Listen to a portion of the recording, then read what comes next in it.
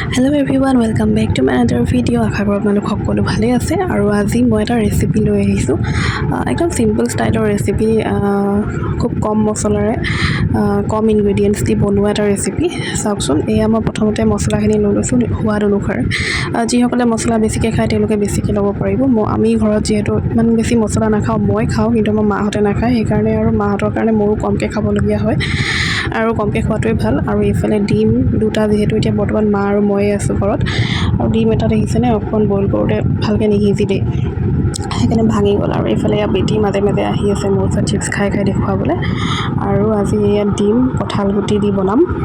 গতিকে ভিডিঅ'টো চাই গৈ থাকক দেই মছলাখিনি ৰেডি কৰি ল'লোঁ পিঁয়াজ দুটামান সৰু সৰু চাইজৰ কাটি কুটি ল'লোঁ আৰু নহৰু এটা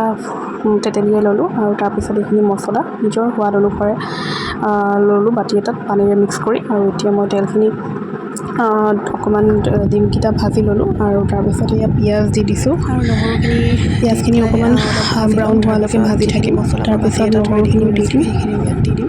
আৰু তাৰপিছত একেবাৰে শেষত কঁঠাল গুটি যিখিনি মই কাটি মেলি থৈছিলোঁ সেইকেইটাও দি দিম আৰু সেইখিনি অকণমান মজাই মেলি তাত গৰম পানী দিম যিহেতু ঠাণ্ডা পানী দিলে ঠেৰেহা লাগি যায় ভালদৰে নিসিজে গৰম পানী দিলে সোনকালে সিজে আৰু দি মেলি তাৰপিছত অকণমান দেৰি ঢাকনিখন মাৰি দিম যাতে কঁঠাল গুটিখিনি ভালদৰে মানে সিজি লয়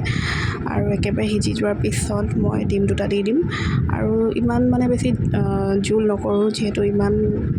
জুলীয়া হৈ গ'লে মানে খাই ভাল নালাগে সোৱাদটো নালাগে সেইকাৰণে অকণমান কম জোলে ৰাখিম